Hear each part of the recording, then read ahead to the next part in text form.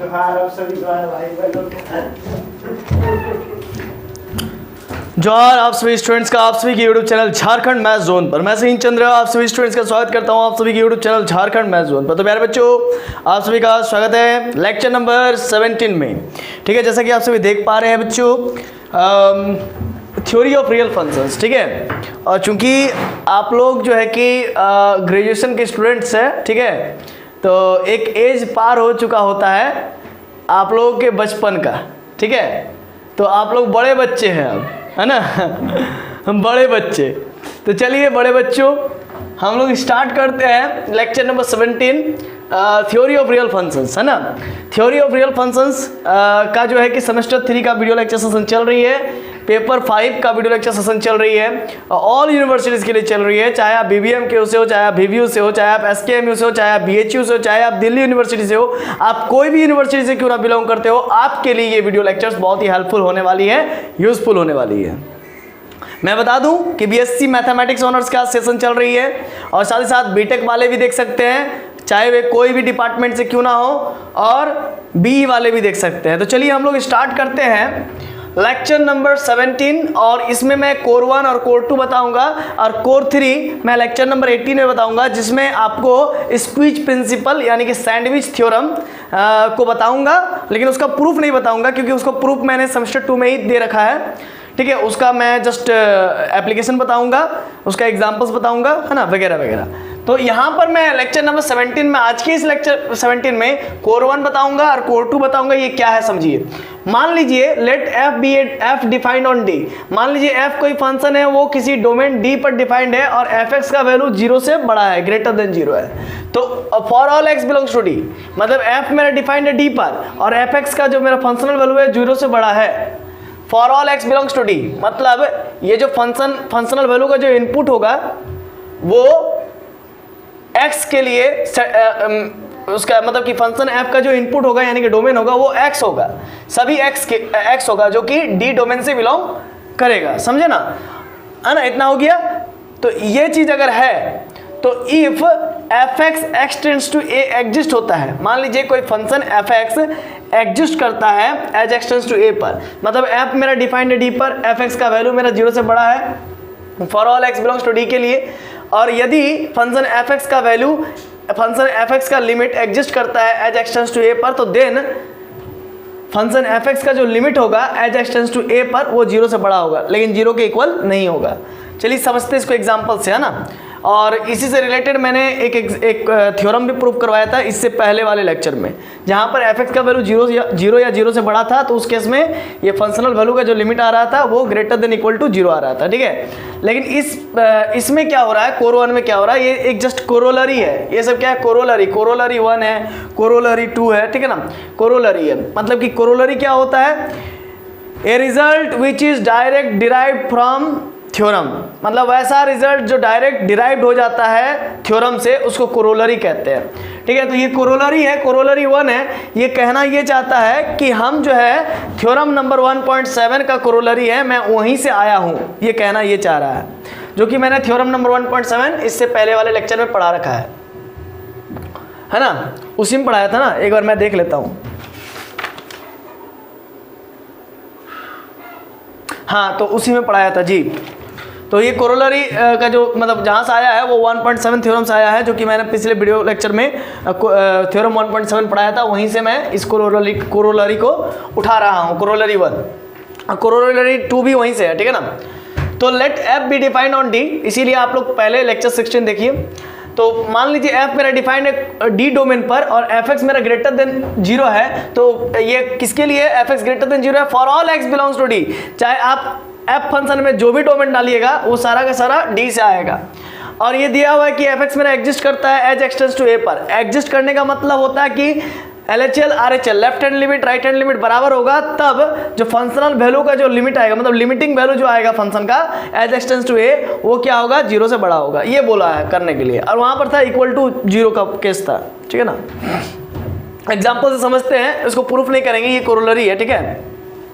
For example F X बराबर X minus A का whole square, मान लीजिए कोई function F X equal to X minus A का होल स्क्वायर है और ये 0 से बड़ा है, ये फंक्शन का वैल्यू 0 से बड़ा आएगा। पूछे क्यों, क्योंकि आप यहाँ पर एक्स का वैल्यू a डाल नहीं सकते। For all x not equal to a, मतलब सभी x डाल सकते हैं, सिर्फ x इक्वल टू a को छोड़ा करके। अगर x इक्वल टू a डाल दीजिएगा तो ये 0 हो जाएगा, समझ रहे ना। तो मतलब ये एक प्रकार का ऐसा फंक्शन है जो कि सभी x के लिए सेटिस्फाइड करेगा बट a पर सेटिस्फाइड नहीं करेगा। तो भाई अगर फंक्शनल वैल्यू ही मेरा अगर सेटिस्फाइड नहीं कर रहा है a को, है ना, सपोज कीजिए आप एग्जांपल लेके देख लेते हैं, समझ में आएगा। जैसे x माइनस ए का होल स्क्वायर है, आप नीचे में x माइनस ए है, अगर x यहाँ पर x की जगह पर a रख देंगे तो फिर तो ये फंक्शन अनडिफाइंड हो जाएगा, अनडिटर्मिनेंट टर्म आ जाएगा। इसीलिए मैं कह रहा हूँ कि ये मान लीजिए कोई फंक्शन f(x) है जो है कि सभी वैल्यूज़ पर डिफाइंड है, x के सभी वैल्यूज़ पर डिफाइंड है but x equal to a पर डिफाइंड नहीं है ना। इसीलिए जब functional value x equal to not a पर मतलब x a पर डिफाइंड नहीं है तो फिर इसका अगर लिमिट ले लेंगे एज एक्सटेंस टू a पर, तो ये भी क्या होगा, 0 से बड़ा ही आएगा, समझ गए, है ना। मतलब x को a की तरफ टेंड्स करवाना है, चाहे लेफ्ट हैंड से चाहे राइट हैंड से, तो उस केस में लिमिटिंग वैल्यू 0 से बड़ा आएगा। Cor 2, let f and g equal to corollary 2, let f and g be defined on d, है ना। मान लीजिए f और g, अच्छा इसी कोरोलरी को आपके लालजी प्रसाद जी के बुक में थोड़ा सा अलग ढंग से अटपटा ढंग से दे दिया है, कंफ्यूज करने के लिए बच्चा को। यहाँ पर इक्वल टू दे दिया है, इस जगह पर इक्वल टू दे दिया है और यहाँ पर लिख दिया बट, यहाँ पर लिख दिया बट, तो उसको आप देख करके कंफ्यूज ज़्यादा मत होइए, ठीक है ना। मैंने इसको शॉर्ट कर दिया है ताकि आप कंफ्यूज ना हो, ठीक है ना। आप बुक देखिएगा तो थोड़ा सा कंफ्यूज हो जाइएगा, इसीलिए मैंने इसको अपने ढंग से, है ना, जो हर एक बुक कहता है उस ढंग से किया है। उन्होंने उसमें थोड़ा सा एक्स्ट्रा अटपटा डाल दिया है ताकि आप कंफ्यूज हो जाए, है ना, लेकिन वो भी सही कहा जा रहा है, ठीक है ना। उसमें बोला गया बट करके कि सोचिए ये ऐसा अगर है तो ऐसा कैसे है ना। उसमें दे दिया है कि ग्रेटर देन, अगर ये अगर ग्रेटर देन 0 है, f(x) अगर ग्रेटर देन 0 है तो ये जो चीज़ है ये यहाँ पर दिया हुआ, मैं बुक ले आता हूँ, मैं यहीं पर देख लेता हूँ, मेरा बना हुआ है, ठीक है। उसमें दिया हुआ कोर 1 में, हाँ, तो f(x) का वैल्यू 0 कैसे होगा, है ना। मतलब ये कहा दिया है कि अगर f(x) ग्रेटर देन 0, कहाँ गया, हाँ, f(x) ग्रेटर देन 0 है तो ये इक्वल टू 0 कैसे होगा, बट करके लिख दिया। बट ये कैसे, अगर x not equal to a है तो ये इक्वल टू 0 कैसे होगा, उसमें ऐसा दिया हुआ। तो इसी को देख करके बहुत जन कन्फ्यूज हो गया है ना, और फिर कह रहे हैं कि सर क्या पढ़ा रहे हैं और उसमें क्या लिखा हुआ है, ठीक है। ऐसा नहीं है, तो उसमें बट कर दिया है, वो खुद उसमें डाउट में डाल दिया आपको, है ना, उसमें डाउट में आपको डाल दिया कि अगर ऐसा है तो फिर ऐसा कैसा है, f(x) मेरा ग्रेटर देन 0 है तो फिर ये इक्वल टू 0 कैसे होगा, है ना। तो वो नहीं होगा इसका मतलब, इसीलिए मैंने डायरेक्ट कर दिया भाई f(x) का जो लिमिटिंग वैल्यू आएगा तो वो डायरेक्ट ग्रेटर देन 0 होगा, वो इक्वल टू 0 नहीं होगा। हमको बट लिखने की कोई ज़रूरत ही नहीं है, समझ रहे ना। बुक एक बार देख लीजिए, समझ में आ जाए कि मैं क्या, मेरा विचार क्या है ना। चलिए क्लियर हो गया।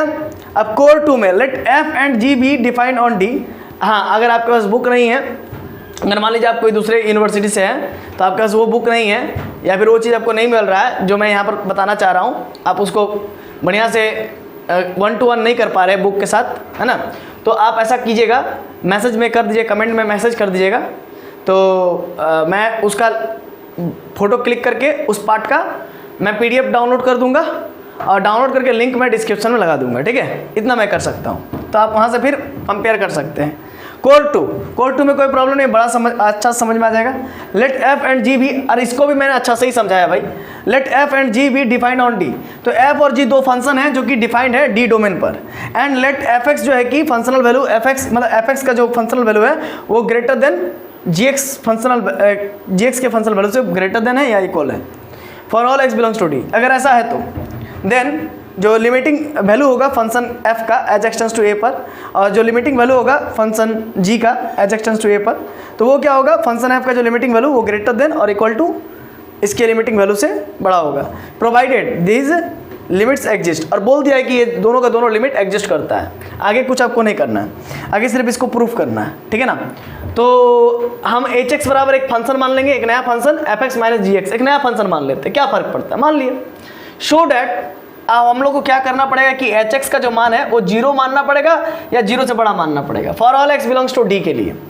ऐसा क्यों, क्योंकि since f(x) is greater than gx है।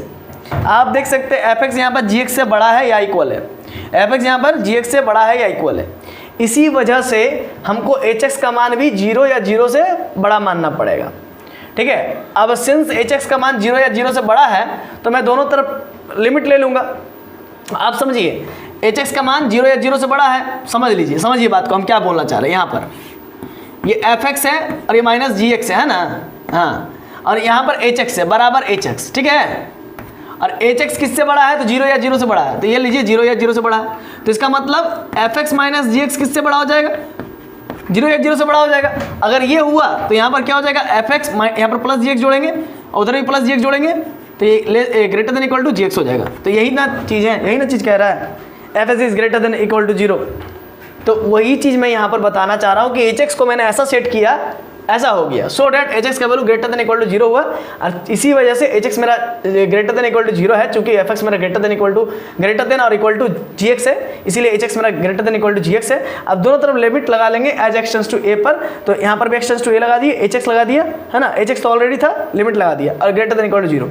अब यहाँ पर ध्यान दीजिएगा, that is limit x tends to a, h x का वैल्यू क्या है? F x minus g x, f x minus g x greater than equal to 0। अब मैं एक काम करता हूँ, दिस इम्प्लाइज डेट, लिमिट को बांट देता हूँ, लिमिट बढ़ सकता है ना, इसका एक थ्योरम भी था, उसको मैं बता चुका हूँ, ठीक है ना। Limit x tends to a function F x minus limit x tends to a function g x is greater than equal to 0। अब मैं काम करता हूँ, इसको यहाँ पर लिखा और दोनों तरफ limit x tends to a g x को दोनों तरफ प्लस में जोड़ देता हूँ। यहाँ पर इसी टर्म को प्लस में जोड़ूंगा तो ये कट जाएगा, उधर प्लस में जोड़ूंगा 0 के साथ तो ये ऐसा हो जाएगा। तो यही प्रूफ करना था, ये मेरा प्रूफ हो गया, ठीक है। और वो मैं रफ वाला इरेज कर देता हूँ, ठीक है। तो चलिए, आशा है कि आपको ये वीडियो लेक्चर सेशन समझ में आ गया होगा। आप पहले स्क्रीनशॉट लीजिए, है ना। लेक्चर नंबर 17 आपको समझ में आ गया होगा, है ना। चलिए मिलते हैं नेक्स्ट वीडियो लेक्चर नंबर 18 में, जहाँ पर मैं आपको बताऊंगा स्क्वीज प्रिंसिपल, जिसको सैंडविच थ्योरम कहते हैं, उसको मैं डिस्कस करूंगा, ठीक है। चलिए मिलते हैं नेक्स्ट वीडियो लेक्चर, तब तक के लिए जो और कुछ रही बात रही पढ़ते रहिए, धन्यवाद।